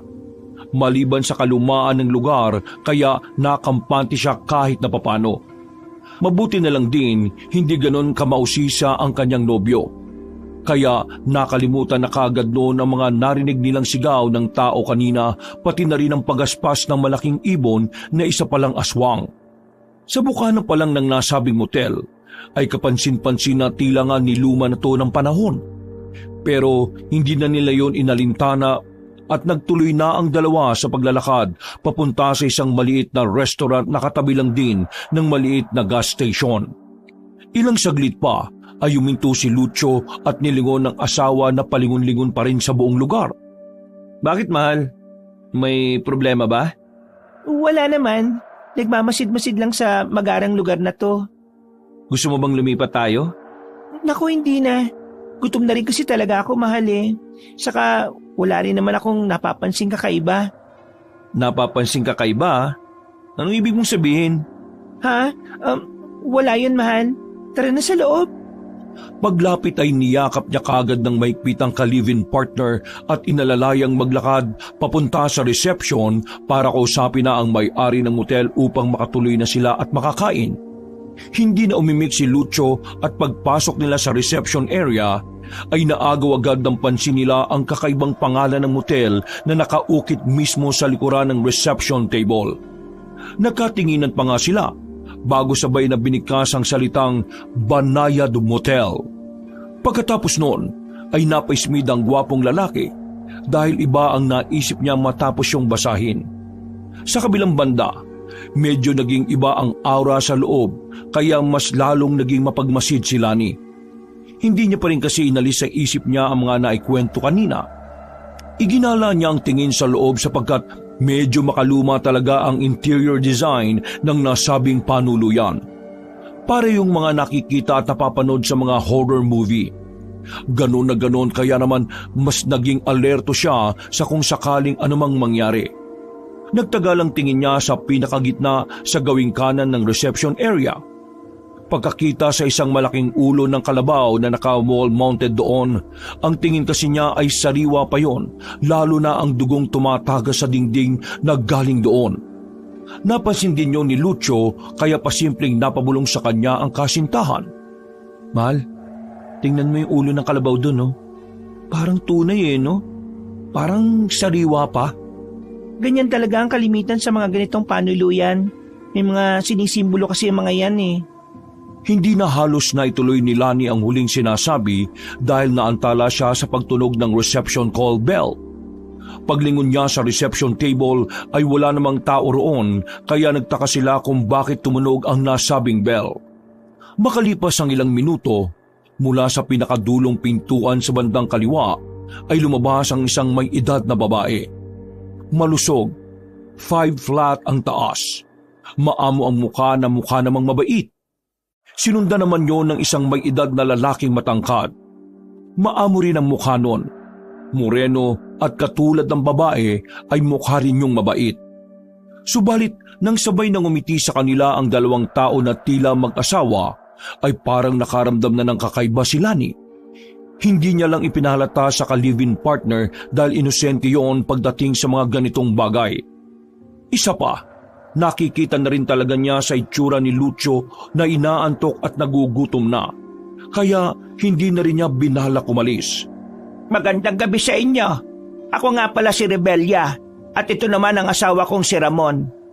Maligayang pagdating dito sa banayad na panuluyan namin. Anong may paglilingkod namin sa inyo? Oo nga, anong may paglilingkod namin sa inyo mga nagagandahan at nagagwapuhang magkasintahan? Maraming salamat. Itatanong lang sana namin kung may matutuluyan pa kaming kwarto. Ay, eksaktong-eksakto. Meron pang kwarto na pwede niyong upahan. Ilang oras ba kayo? Ang kukunin na namin ay yung pang 12 oras. Pero hindi naman kami aabot ng ganong oras eh. Aalis din kami ng alas 4 na madaling araw. Ay, meron pa. Meron po bang makakainan dito? Meron din naman. Yun. Nagugutom na rin kasi talaga kami. Kukunin ko lang sa sasakyan yung ibang gamit natin. Ikaw na munang bahala makipag-usap dyan, mahal ha? Sige, mahal. Paglabas ni Lucio ay patuloy na nakipag-usap si Lani sa mag-asawa habang panay-panay ang sulyap sa labas. Inaalala niya kasi ang kasintahan na nasa parking area. Nang makuha na niya ang susi para sa kanilang silid, ay dali-dali niyang sinundan ng ka-live-in partner. Hindi na nga niya masyadong pinansin ang sinabi ni Mang Ramon at Aling Rebellia. Nang nasa labas na siya, habang naglalakad papunta sa sasakyan, ay napansin niya na may dalawa pang lalaki na nakatayo banda malapit sa gasoline station at nakatingin sa kanya. Parehong matangkad ang mga yon, na parehong nakangisi na makahulugan. Pinagmasdan niya ng mabuti ang mga nasabing kalalakihan pero wala naman siyang naramdaman na kakaiba. Hindi ko naman maramdaman ng pagkaswang ng mga ito rito. Pero parang may mali eh. Masyado lang siguro akong paranoid dahil sa mga nakaengkwentro ko. Matapos sabihin yon, ay muli siyang napalingon sa dalawang lalaki. Matagal niya yung nakatitigan hanggang sa makaramdam siya ng pagkailang kaya siya na mismo ang umiwas ng tingin sa mga yon. Pagdating sa parking area ay naabutan na niya si Lucio na dala ang gamit nila. Napansin niya na dali-dali ring lumapit sa kanya ang ka-live-in partner dahil napansin din ito ang dalawang lalaki sa gasoline station. Mahal, sigurado ka bang dito na tayo magpapalipas ng gabi? Dapat talaga doon na lang tayo nakituloy kay Pablito eh. Huwag ka mag-alala, mahal. Mas kampante ako sa motel na ito. Ako naman, hindi makampante. Nakita mo ba yung dalawang lalaki sa gasoline station? Parang hindi gagawa na mabuti. Huwag na natin silang alalahanin, mahal. Teka, parang baliktad ah. Parang ikaw pa yung mas kabado sa ating dalawa. Oo nga no. Pasensya ka na mahal ha. O sige na, at makikinig na ako sa'yo. Tara na, at nasa akin na yung susi. Katulad ng napag-usapan, iba na ang nabavibes ni Lucio. Sinunod niya na lang din ang gusto ng asawa. Sa hindi rin malamang dahilan, ay ganoon na lang ang tiwala niya sa ka-live-in partner kahit noong paman. Maya-maya pa, nang mapansin na nga ni Lani ang dalawang lalaki sa gasoline station na tila may kakaibang ikinikilos, ay pinauna na niya muna si Lucio. Pinagpark niya yon sa bandang likod dahil doon daw malapit ang kanilang tutuluyan. Nang mawala na sa paningin niya ang sasakyan at ang ka-live-in partner, ay doon na biglang sumeryoso ang kanyang pagmumukha. Napa-sign of the cross siya at mahinang napadasal bago hinayaang lumapit ang dalawang lalaki. Anong kailangan niyo sa akin? Pamilya ng amoy sa amin. Parang nanggaling ka na rito. Gusto niyo bang ipaalala ko sa inyo kung sino ang mga galang aswang? Tama nga si Pablito. Maraming nagbago na sa lugar na ito. Hindi na kayo nahihiyang ilantad ng mga sarili ninyo. Makinig kayong dalawa. Kapag may ginawa kayong kalokohan, sinisiguro ko sa inyong hindi na kayo sisikatan ng araw pa. Sinasabi ko na nga ba eh. Ikaw yung manunugis na inampo ni Pinuno Castor. Dapat malaman to ng Pinuno. Nagulat ng isa pang lalaki nang marinig yun. Pero mas lalo silang nagulat dahil bigla silang hinawakan ni Lani sa magkabilang balikat. Pagkatapos noon ay pinisilyon ng dalaga ng ubod lakas dahilan para mapahiyaw ang dalawa. Pero bago pa yung tuluyan makapagingay, ay mabilis niyang inilipat ang magkabilang kamay sa mukha ng kalalakihan. Mabilis ang mga sumunod na pangyayari dahil naumpog na niya parehong dalawa hanggang sa mawalan ng malay tao. Dali-dali rin siyang kumilos at sinigurong walang makakakita sa ginawa niya. Mabuti na lang din ay meron isang bodega roon, kaya kagad niyang tinali ang dalawa, saka ginilitan ng mga lieg upang masiguro na hindi na makakapambiktima pa. Ang ginamit niyang panggilit ay ang nakita niyang matulis na bakal na nandun lang din sa bodega. Matagal na akong tumigil sa pagiging manunugis, pero wala akong pagpipilian kundi gawin yan sa inyo. Kailangan ko nang bumalik dahil baka kung ano na mangyari kay Lucio. Habang papunta siya sa inupahang silid, ay nakita niya kagad sa hindi kalayuan ng asawa na kausap si Aling Rebella. Dali-dali siyang lumapit sa mga yon para marinig ang usapan ng dalawa. Medyo duda rin siya kasi sa aura ng mag-asawang may-ari ng Banayad Hotel. Kahit pa hindi niya maramdaman ang pagkaaswang ng mga yon. Nagtatanong pala si Lucio sa ginang kung saan banda ang silid nila kaya medyo napanatag na si Lani. Hanapin nyo lang sa pinakadulo, sa ikalawang palapag yung kwarto ninyo. Makikita naman dyan sa susi kung anong number. Yung in-order nyong pagkain, ihahatid ko na lang kapag tapos na. Pahintay na lang ako ng mga 15 hanggang 20 minutos, ha? Maraming salamat po. O sige, maiwan ko na muna ikaw dito, ha? Mahal, nandiyan ka na pala. Ba't parang ang tagal mo? Saan ka ba nang galing? Kararating ko lang din, mahal. May iba pa ba kayong pinag-usapan ni Aling Rebella? Nag-order lang ako na makakain natin dahil talagang nakakalam na itong sikmura ko eh. Hindi na umimik si Lani dahil medyo duda na rin siya sa pagkain. Hindi na lang din niya muna sinabi sa ka-live-in partner ang tungkol doon. Pagkatango ay nauna nang maglakad si Lucio habang siya ay napapasulya pa sa ginang na nagbigay ng tila makahulugang ngiti. Hindi na lang niya masyadong napagtuunan ng pansin dahil hinabol na niya ang kasintahan. Nang nasa loob na silang dalawa, ay humiga kagad ang gwapong lalaki. Hinayaan naman siya ni Lani na sumilip-silip pa sa bintana dahil nag-aabang sa kung anong nangyayari sa labas. Nang mapalingon siya sa gasoline station ay naroon na si Mang Ramon na tila may kung anong hinahanap. Pagkakita niya roon ay nag-alala siya kaagad dahil nga sa tinago niya ang dalawang walang buhay na aswang sa bodega na nasa isang gilid. Pero alam naman niya sa sarili na hindi kagad makikita o maamoy yon ng Ginoo dahil meron siyang ginawa. Ilang saglit pa, nang paalis na si Mang Ramon ay napatingin yon sa gawin niya. Nakipagtitigan siya sa nasabing Ginoo para ipakita na hindi siya natatakot. Sigurado na rin kasi siyang aswangari ng mag-asawang may-ari ng Banayad Motel. Nung una ay seryoso pa si Mang Ramon. Pero pagkalaon ay gumiti lang yon ng makahulugan bago tuluyang umalis. Nakaramdam na naman si Lani ng kilabot at pagkailang, pero pinilit niya pa rin ang maging mapagbantay dahil alam niya kung paano kumilos sa mga aswang. Alam niya rin naman sa sarili na mas madali niyang magagapi ang mga yon kung nandun sila kaysa nasa kali at nagbabiyahe. Hindi kami po pwede magkalayo ni Lucio. Siguradong maali-aligid na ang ibang aswang. Mahal? Sino kausap mo? Wala naman. Nabulong-bulong lang ako, mahal. Ganun ba? Medyo inaantok na talaga ako eh. Pero nagugutom na rin talaga ako. I-follow up ko na lang kaya muna yung in-order natin. Ay, wag na! Oh, bakit ka naman nasigaw? Galit ka ba, mahal? Hindi naman, mahal. Nabigla lang ako sa sinabi mo. Katulad ng sinabi ko, huwag ka nang bumabaron. Hayaan mo nang umakyat dito si Aling Rebella. Sabi nga niya, di ba kanina, na 15 hanggang 20 minutos bago maluto ang pagkain. Hintayin na lang natin. Baka kasi makatulog na ako eh. Mas mabuti nga yun, para hindi mo malaman ng mga magaganap mamaya, mahal.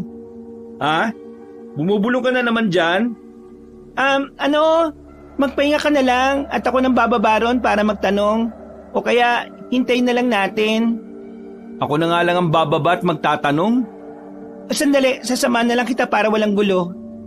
Matapos magkasundo ng dalawa, ay dali-dali na nga silang bumaba at nagtanong patungkol sa pagkain. Naabutan nila si Mang Ramon sa reception at ayon nga sa Ginoo ay niluluto pa rin ni Aling Rebelya ang pagkain. Pinayo rin ng Ginoo na ihahatid na lang ang pagkain sa kwarto nila kaya bumalik na ang magkasintahan paakyat sa ikalawang palapag. Habang naglalakad sila sa hallway ay nagmasid-masid uli si Lani sa kapaligiran. Ganon din ang ginawa ni Lucio na merong napansin. May iba bang naka-check-in dito bukod sa atin, mahal? Hindi ko rin alam eh. Wala naman ako nakitang ibang sasakyan maliban sa tricycle at saka maliit na truck malapit dun sa gasoline station. Baka yung dalawang lalaki kanina na parang nakakaloko kung makatingin. Teka, nasa na kaya yun? Baka pumasok na sa inupahan nilang kwarto. Baka nga. Pero hindi ka ba nakikripihan sa lugar na to, mahal? Mahal naman. Di ba? Sinabi ko nga sa'yo na laking probinsya ako. Sanay ako at hindi natatakot kahit sa aswang o kung ano pa. Talagang naipasok mo pa yung aswang, ha? Ikaw talaga, oh. Pero diyan kita minahal eh. Sa katapangan mo. Ngumiti lang ang babae at yumakap sa kanyang kasintahan. Sinadya na rin talagang sabihin na wala siyang takot sa mga aswang dahil para marinig siya ng mga nagkukubli kung meron man. Nagpatuloy sila sa paglalakad hanggang sa maagaw na nga ng pansin nila ang pinakadulo ng pasilyo dahil nag-aandap-andap ang bumbilyang naroon. Parang ang may napapansing anino si Lani pero hindi na lang niya masyadong pinansin ang bagay na yon. Handa naman siya sa kung anong mangyayari kaya nakaalerto ang buong diwa niya. Bago naman pumasok ay tumingin muna si Lucio sa likod at ganoon na lang ang gulat niya dahil iilan lang pala ang ilaw sa nilakaran niya. Madilim kasing tingnan mula sa malayo at hindi niya yon napansin dahil sa malalim na pag-iisip. Nangilabot man siya subalit pinilit niya ang sarili na maging kalmado para na rin sa ka-live-in partner. Naknang tokwa. Ang creepy naman talaga sa lugar na to, mahal. Tingnan mo, ang dilim pala ng nilakaran natin. Nako, kunwari ka lang talaga natatakot dahil gusto mo lang akong mayakap eh. Napa-sign of the cross na lang ang gwapong lalaki bago tuluyang pumasok sa kanilang kwarto at kinandado ang pinto. Ramdam na rin ni Lani ang kaba sa dibdib ng kasintahan pero pilit niyang binabago ang ambiance para mawala ang takot sa dibdib noon. Hindi na umimik si Lucio at nilambing-lambing niya na lang ng yakap ang pinakamamahal na babae hanggang sa halikan niya to sa kanang pisngi. Aba, may palikali ka pa. O ano, nawala na ba yung pangamba mo? Oo, mahal. Salamat, ha. Natigilan sila pareho sapagkat sabay na kumalam ang kanilang mga sikmura. At pagkatapos noon ay nagkatinginan sila. Mata sa mata hanggang sa sabay silang magtawanan. Tumigil lang din sila sa pagtawa nang marinig na nga ang pagkatok sa pinto ng inupahan nilang silid. Dali-daling tumayo si Lucio pero pinigilan siya ni Lani. Ang babae na mismo ang nagpresenta at kaagad lumapit para buksan ang pinto. Sumilip pa siya sa peephole at nang makita si Aling Rebelya ay dali-dali niyang binuksan ang pinto. Nandito na ang mga ipinaluto niyang pagkain. Malinam namang karne niyan dahil binabat ko ng gusto sa espesyal na sausawan. Maraming salamat, Aling Rebelya. Meron pa ba kayong kailangan o ipapaluto? Wala na ho, salamat ulit. Ay sige, sabihin niyo lang kung may kailangan pa kayo ha at handa kong lutuin niyon para sa inyo. Sige po.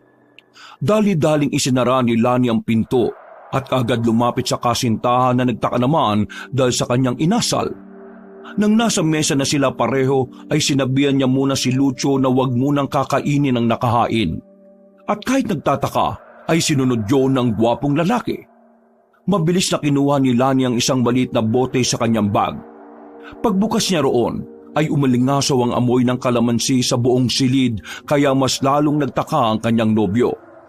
Mahal, ano yung hawak mong bote? Bakit amoy kalamansi? Lumayo ka muna sa pagkain, mahal. Walang pag-aalinlangang isinaboy ni Lani ang laman ng maliit na bote at ganoon na lang ang gulat ni Lucio pagkakita sa pagkain na biglang bumula. Hindi lang din doon natapos ang lahat dahil bigla ring umalingasaw ang nakakasulasok na amoy at nang muli niyang lingunin ang mga pagkain ay mas lalong nagulat ang lalaki. Ano yung mahal? Tamang hinala ko. Sinasabi ko na nga ba? Hindi pa man natatapos ng balingkinitang babae ang pagsasalita ay nakarinig na siya ng malakas na kalabog mula sa labas ng silid. Kaagad niyang pinalayo ang nobyo sa bintana at sinabihang gumilid. Pagkatapos ay pasimple siya ulit sumilip sa peephole bago buksan ng pinto. Walang katao-tao sa labas pero alam ni Lani na nasa paligid lang ang mga aswang. Ano bang nangyayari, mahal? Bakit nagkaganyan yung pagkain natin? Bakit naging bulok na karne at sobrang baho? Luto yan ng aswang. Manahimik ka muna sa isang sulok, mahal, dahil nasa paligid-ligid lang sila. Ha? Ano bang sinasabi mo? Basta makinig ka lang, mahal, pakiusap. Paano ko makikinig sa'yo, mahal? Tungkol sa aswang-aswang na naman yung pinagsasasabi mo. Totoong aswang. Ang mag-asawang may-ari nitong motel, mga aswang sila pati yung dalawang lalaki ron kanina sa gasolinahan. Ha? Bakit ngayon mo lang to sinasabi sa akin? Dapat pala, hindi na tayo huminto rito. Nagdire-diretso na lang sana tayo. Tara, umalis na tayo rito kung ganun. Mas mapapaamak tayo kung sa daan natin sila makakainkwentro. Sinadya ko dito manuluyan para madali ko sila makikita kung sakaling sumalakay sila. Napakunot ng noo si Lucio dahil hindi niya maunawaan ang gustong iparating ni Lani. Para kasing ang dating sa kanya ay lalabanan ng kanyang nobya ang mga aswang. Dahil doon ay nilapitan niya ang babae at tinawakan sa magkabilang balikat bago pinagmasdan ng mata sa mata. Mahal, pinaprank mo ba ako? Nagugulan ako sa mga sinasabi mo eh. Hindi pa natatapos ng gwapong lalaki ang pagsasalita, subalit meron na namang kumatok. At sinundan niyo ng malumanay na boses ni Mang Ramon at Aling Rebelya mula sa labas ng inuupahan nilang silid. Nagustuhan niyo ba ang mga pagkain? Kung gusto nyo, meron pa kaming ihahandang pagkain. Lubayan niyo kami! Kung ayaw niyo magkagulo tayo! Mahal, huwag ka namang ganyan sa mga matatanda. Ano bang nangyayari sa'yo? Mas matanda sa atin yung mga kausap mo sa labas. Maintindihan mo rin ako, mahal. Kaya sinasabi ko sa'yo, huwag ka na munang makialam, utang na loob naman. Anong huwag makialam? Mahal naman oh, ano bang nangyayari? Hindi mo kasi ipaliwanag sa akin na mabuti para maintindihan ko eh. Oo nga naman, Lailani. Bakit hindi mo ipaliwanag sa nobby mo at sabihin mong buong katotohanan patungkol sa'yo? Sa tagal mong nawala, hanggang ngayon pala, ay ikinukubli mo pa rin kung sino ka. Sa malayo pa lang, pagpasok mo pa lang sa lugar na ito, naipamalita ka na ng karamihan. Ano bang sinasabi nila? Tinawag ka nilang Lailani. Paano ka nila nakilala? Ang malas naman pala ng nobyo mo, Lailani. Wala siyang kalamalam sa totoo mong pagkatao. Bakit hindi mo yung sabihin ngayon dito para bago namin kayo pagpiestahan, malaman na niya ang totoo? Akala niyo ba sasantuin ko kayo? Hindi ibig sabihin na matagal ako nawala ay tumigil na rin ako. Subukan niyong gumawa ng kahit na anong hakbang. Iisa-isahin ko kayo. Matapang ka pa rin talagang babae ka. Akala mo siguro katulad pa rin ng dati ang kalakaran sa lugar na ito, ano? Marami nang nagbago simula nang umalis ka. Hindi na kami kasabi ng patakaran ng Baryo Kumblihan. Kaya kung ano man ang gawin namin sa inyo, ay walang tutulong kahit ang ama-amahan mong si Castor. Nakalimutan niyo na yata na isa pa rin akong manunugis. Bakit hindi niyo hanapin ang dalawa niyong kasama para malaman niyo ang mga hinahanap ninyo? Mga inutil talaga kayo mga aswang na mayayabang at hindi nag-iisip. Sa tingin niyo ba ay magpapalamang ako sa inyo? Nang sabihin niya yon, ay nadinig nila mula sa labas ng pinto ang nagngangalit na mga garalgal na boses. Nang ibaling niya ang paningin sa ilalim ng pinto, ay nakita nga niya ang mga anino roon na tila nagbabago ng anyo. Pagkakita rin ni Lucio sa mga nasabing anino, ay nagulat siya at napatras. Lalo na nang marinig nila pareho ang ungol at alulong ng kung anong halimaw na nasa labas ng silid. Sinundan niyo ng magkasunurang pagkampay ng mga pakpak, kaya napaismid lang si Lani. Sinasabi ko na nga ba na kayo yung mga layog na lumilipad-lipad kanina at nagtatago pa sa amog. Sige, subukan yung ikante ang marurumin yung kamay sa amin ng nobyo ko para maipadala ko na kayo sa impyerno. Walang iya ka. Anong ginawa mo sa mga anak namin? Kapag nalabang kong pinatay mo sila, hindi kami mag-atubiling patayin din kayo. Dadaling ko ang ulo mo mismo sa harap ng ama-amahan mo. Rebelya, hanapin mo mga anak natin at mananatili ako rito. Hindi mo ako po pwedeng sisihin, Mang Ramon, dahil nilabag na mga anak mo ang patakaran. Sila ang unang nagtangkang gawang kami na masama. Ginawa ko lang ang nararapat. Hindi na kami parte ng walang kwentang patakaran ng mga nasa Baryo Kumblihan. Malaya kaming gagawin ang gusto namin. Kung ganon, ikaw na mismo nag-atid ng pamilya mo sa kapamakan. Kausapin mo na lang ang mga anak mo sa impyerno! Sa galit ng aswang na layog ay binundol nito ang pinto ng kwarto. Napatras naman ang magnobyo at nobya habang si Lucio ay naguguluhan pa rin sa nangyayari. Hindi niya tuloy alam kung matatakot ba siya o magagalit dahil sa mga nalaman na wala talagang kaide-ideya. Mahal, magtago ka sa ilalim ng kama, bilis! Langya, ano ba nangyayari rito, mahal? Saka na ako magpapaliwanag kapag napatay ko ng mga aswang na layog na ito. Ano yung layog na yon? Magtago ka na nga lang muna.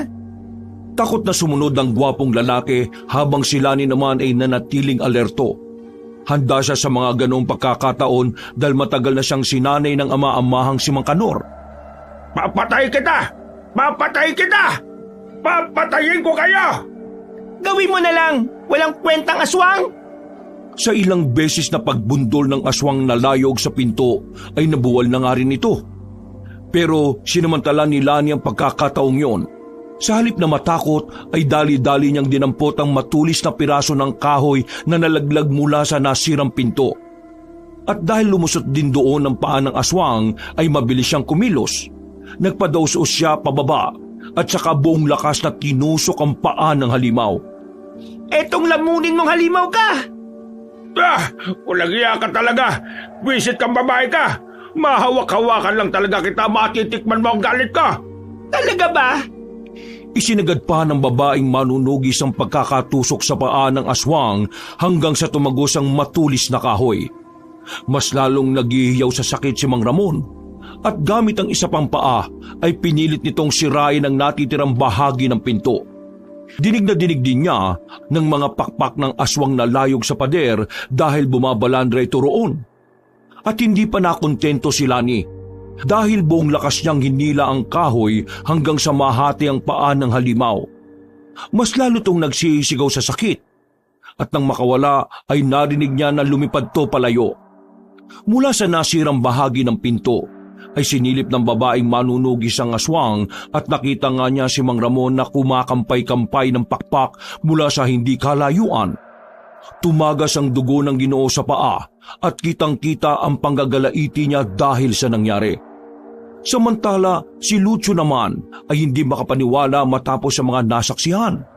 Hindi niya kasi lubos sa kalain na ganun pala katapang ang kanyang nobya. Ni sa hinagap ay hindi niya talaga naisip ang tungkol sa bagay na yon. Hindi niya tuloy alam ngayon kung matutuwa ba siya, mapaproud o matatakot kay Lani, matapos yung makita na nakipagsagupa sa nakakatakot na nilalang. Ano, Mang Ramon? Magtatanda ka na ba? Sinabi ko naman sa inyo na huwag niyo na kaming kakantiin lalo na ang nobyo ko dahil hindi ako mangingiming patayin kayo. Ngayon, manahimik na lang kayo pare-pareho dahil pagsabit din naman ng umaga, lilisanin na namin ang lugar na ito. Sa palagay mo ba, pagkatapos sa mga ginawa mo sa akin, papayagan ko pa kayo makalis dito?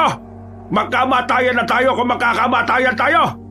Matagal ko na rin namang gustong patayin kang manunugis ka. Kung yan ang gusto mo, ibibigay ko ang hiling mo.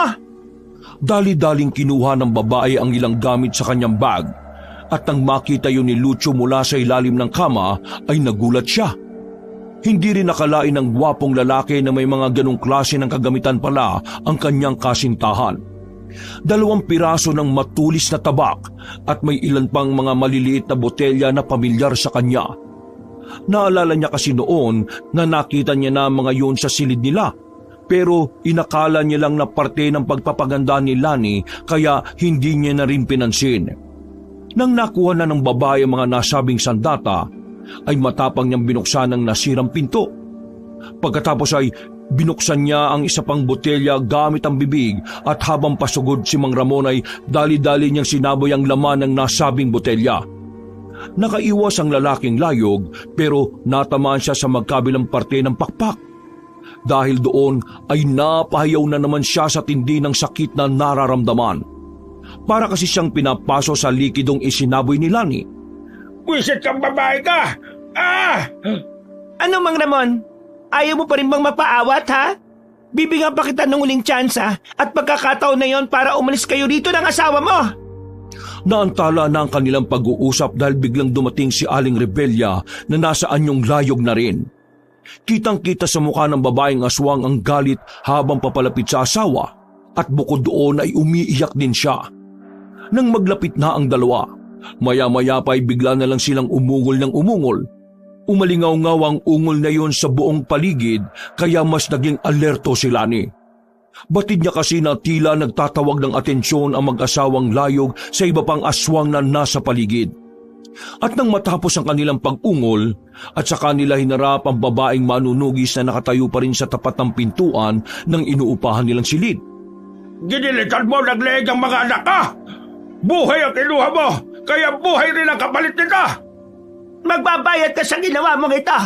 Mahihirapan kita ng gusto at magkugutay-gutayin ko sa harapan mo ang katawan ng pinakamamahal mong lalaki.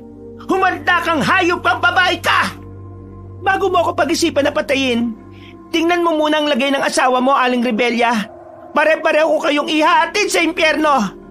Dahil doon ay napalingon ng babaeng aswang sa kanyang asawa at nang makita niyang duguan ng mga pakpak noon ay nag-alala siya ng husto para rito. Mas lalo rin siyang nagalit kay Lani at dahil doon ay napaungol na naman siya ng ubod lakas. Pero hindi na hinayaan niyo ng manunugis na mangyari pa.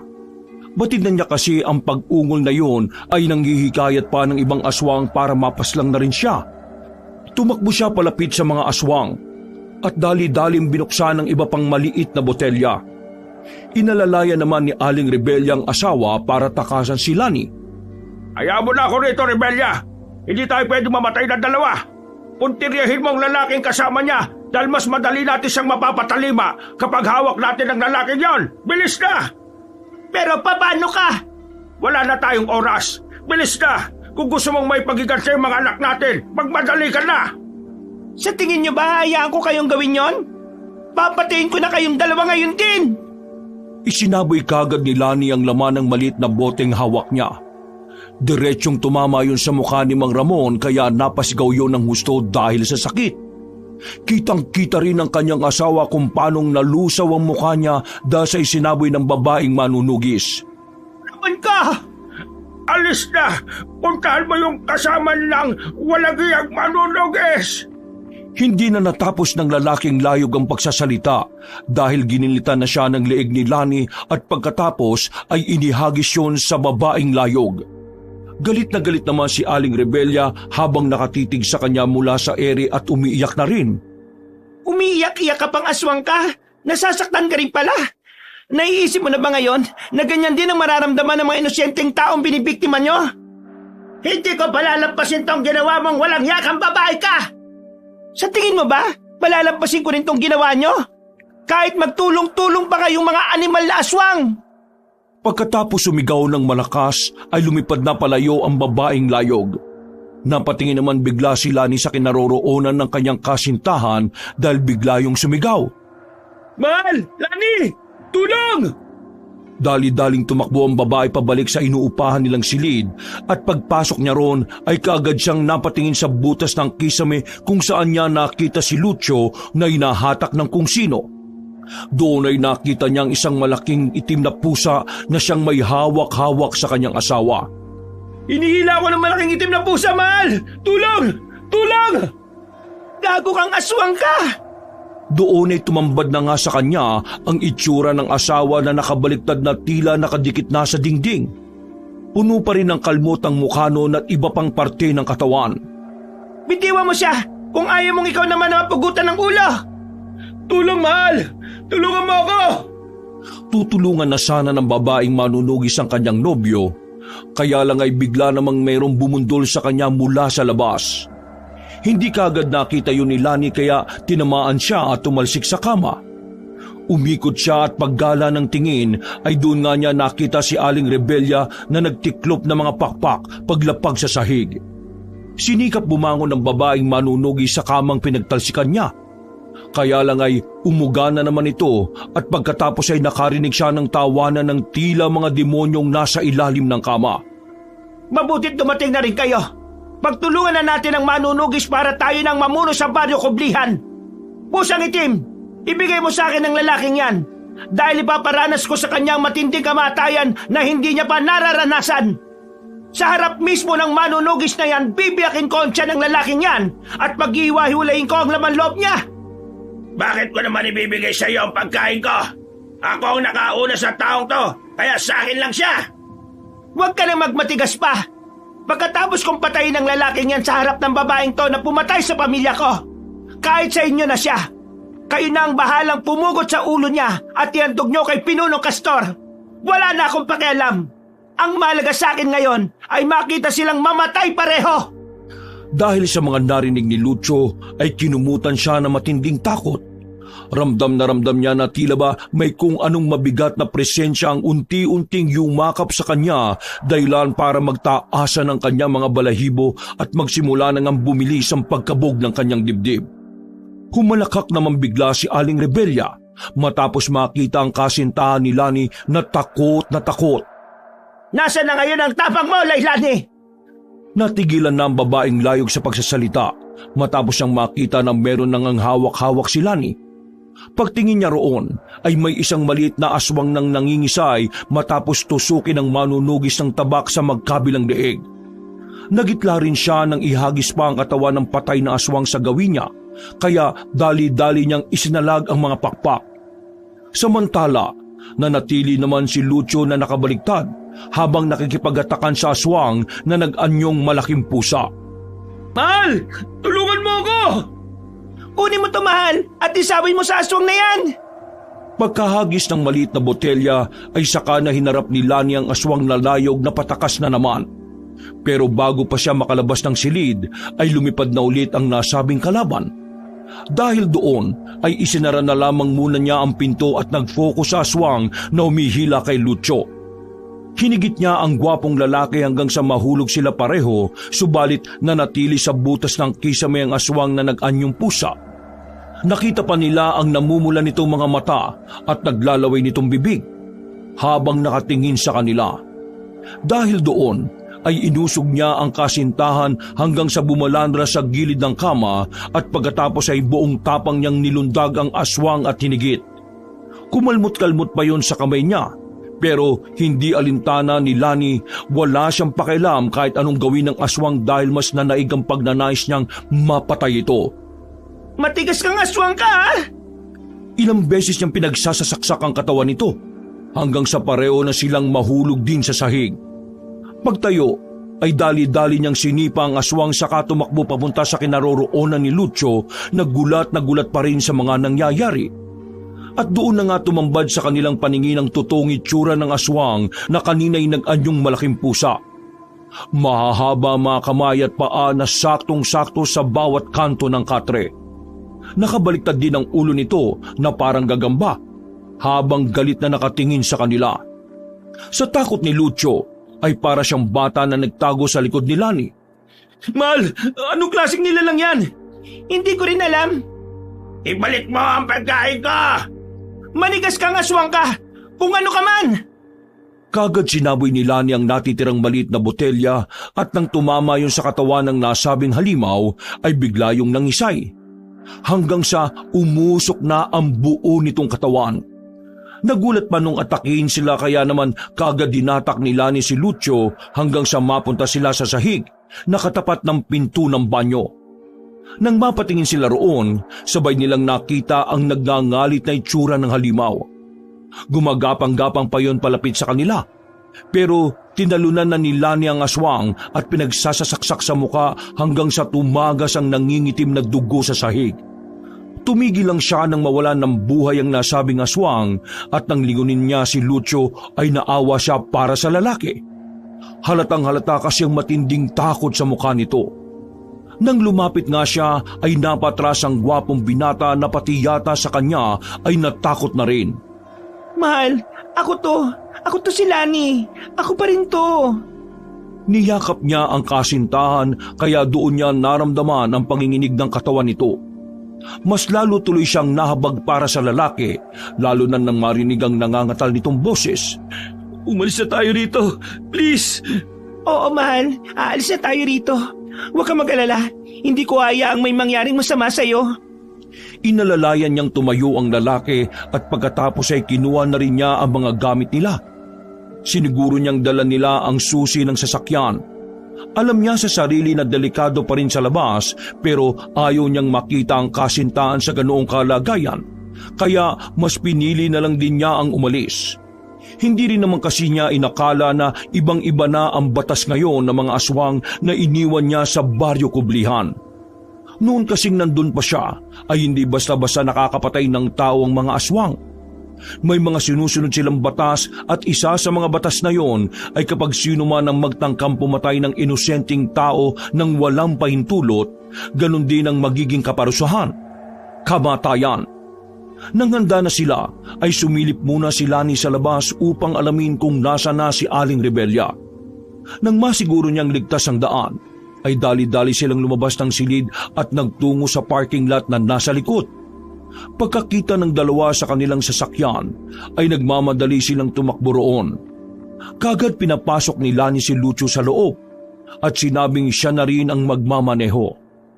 Pero ganun na lang din ang gulat nila dahil pag-check ng gulong ng sasakyan ay butas na ang harapan nito. Napabuntong hininga ang balingkinitang babae habang pinagmamasdan ng kanyang nobyo na takot pa rin. Mahal, binutos na yung gulong ng sasakyan natin. Kailangan nating umanap ng ibang masasakyan. Mamamatay na ba tayo dito, mahal? Hindi. Sinasabi ko naman sa iyo na hindi ko papayagan na mangyari yun, di ba? Magtiwala ka sa akin. Magtiwala? Paano pa ako magtitiwala sa iyo, mahal? Sa 5 taon natin magkarelasyon, hindi mo sinabi sa akin ang tungkol sa bagay na to. Ginawa ko yung para rin sa iyo. At alam kong hindi mo ako maintindihan katulad ngayon. Hindi ka nga naniniwala sa aswang eh. Hindi ko alam. Gusto ko na makalis sa lugar na to. Kung gusto mo makaalis, alisin mo yung takot ngayon sa sarili mo. Kaya kitang iligtas dito, mahal. Pero kung ikaw mismo, hindi mo tutulungan ang sarili mo, mahirapan akong maisalba tayo rito pareho. Bakit parang kasalanan ko pa ngayon? Saka na tayo magdiskusyon, utang na loob. Kailangan muna natin makalis dito bago pa magtawag ng mga kasama si Aling Rebelya. Natigilan na si Lani sa pagpapaliwanag dahil narinig na nila ang pag-ungol ng aswang na layog. Dahil doon ay dali-dali niyang hinatak si Lucio palayo sa sasakyan. Iniwan na rin nila ang mga gamit doon dahil masyado na itong pabigat. Habang palingon-lingon sa himpapawid, ay hatak-hatak niya pa rin ang lalaking pinangunahan na naman ng takot. Hindi rin naman masisi yun dahil ito ang unang beses ni Lucio na makaengkwentro ng mga aswang. Saglit silang napahinto at nagtago sa isang gilid.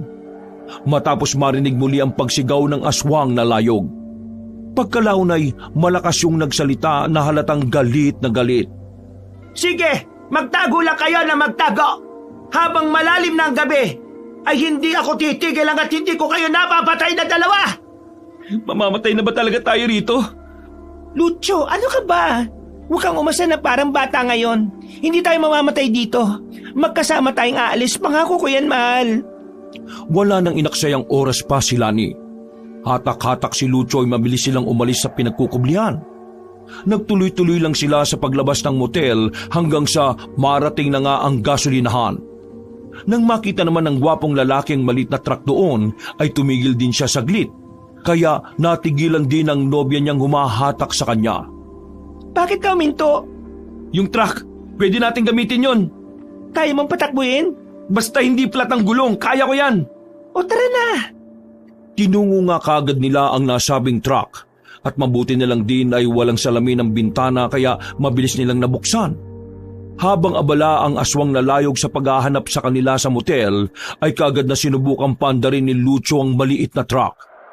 Halata ang takot sa kanya dahil kitang-kita ni Lani ang matinding panginginig ng mga kamay niya habang pinagdidikit ang mga wire sa ilalim ng manibela. Makailang beses pang ang natanggal yun dahil doon, kaya hinawakan muna saglit ng babae ang kamay ng nobyo. Mahal, makinig ka sa akin ha. Makakalis tayo dito ng ligtas dahil magagawa mong mapaandar ang sasakyan na ito. Pangako ko sa iyo na pagkatapos nito, sasabihin ko sa iyo ang lahat-lahat at hindi na ako maglilihim pa. Dahil sa mga sinabi niyang yon, kahit papaano ay nakahinga ng maluwag si Lucio. Kaya napagdikit na niya ang mga wire na maliliit sa truck. Nang umugong ang sasakyan, ay nabaling naman doon ang atensyon ng aswang na layog kaya sumigaw na naman to sa galit. Hindi kayo makakatakot sa mga hayop kayo! Magmanyaw ka lang, mahal. Ako nang bahala sa aswang na ito. Kagad ngang minaniobra ni Lucio ang sasakyan hanggang sa tuluyan silang makaalis sa lugar na yon. Pero mabilis pa rin silang sinundan ng aswang. Kaya naman mula sa bintana ng maliit na truck ay umakyat si Lani sa bubungan. Nagpatuloy naman sa pagmamaneho ang lalaki kahit na takot na talaga to sa mga nagaganap. Sige, sumugod kang animal kang aswang ka. Hindi ako natatakot sa iyo.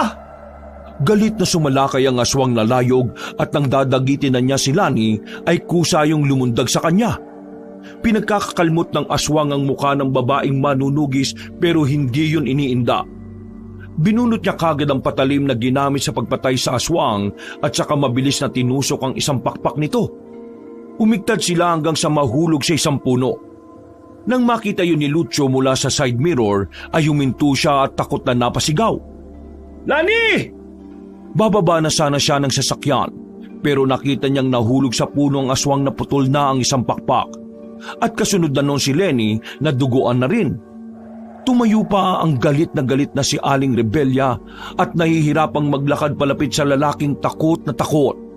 Pero sumunggab sa likuran niya si Lani at saka siya pinagsasasaksak sa likuran habang sumisigaw. Mamamatay kayong lahat na aswang kayo!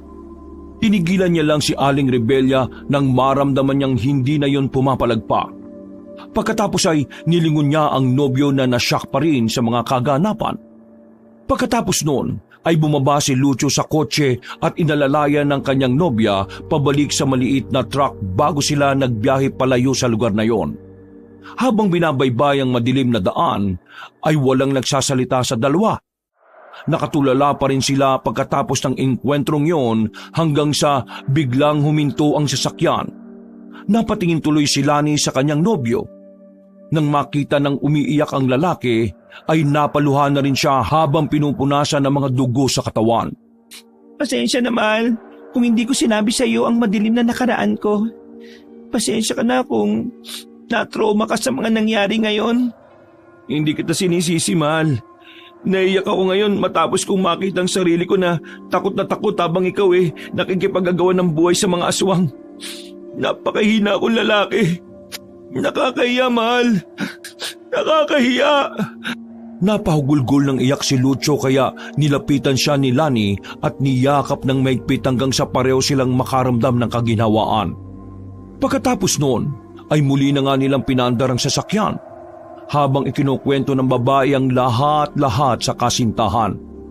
Gulat na gulat si Lucio matapos niyang malaman na pinalaki pala ang kanyang nobya ng isang pinuno ng aswang. Tinawag na manunugi si Lani dahil pinapatay niya ang mga aswang sa baryo Kublihan na sumusuway sa kanilang patakaran. Siya rin ang tumutugi sa mga taong itinakda na para gawing pagkain ng mga aswang. At dahil sa hindi na niya nakayanan ng pagpaslang kaya naisip niyang umalis doon hanggang sa mapadpad na nga siya sa Maynila. Sa haba ng kanilang usapan ay hindi nila namalayan ng oras. Pagdating sa kabilang bayan ay laking gulat nila nang makita ang kotse ni Pablito. Hindi nga nagkamali si Lani dahil bumaba kagad ang matabang lalaki sa kotse nito saka sila hinarap habang nakangiti. Hindi ba delikado kung lalabas ka, mahal? Huwag ka mag-alala.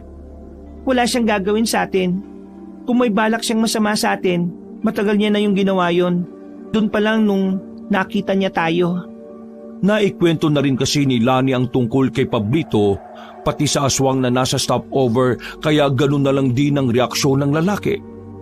Kagad nang bumaba ang babaeng manunugis saka kinausap ang matandang lalaki. Huwag ka mag-alala. Wala akong balak na masama.